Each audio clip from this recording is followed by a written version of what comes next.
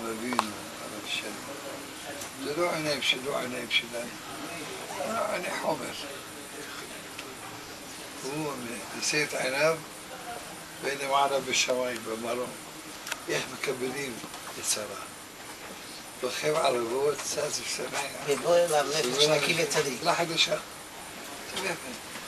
יש תרבות למעלה, שמחה גדולה. גדולה. באה שרה, באה אשתו של שם, אשתו של נוח, אשתו של עבר. ברוכה הבאה שרה, אמא של יצחק, נשא נשבע כאן במזבח. אשתו של אברהם, הוא מגיע את האנשים,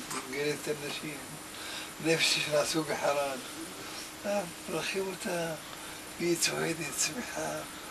וספריתה לקבלת פנים כזאת. היא שמחה.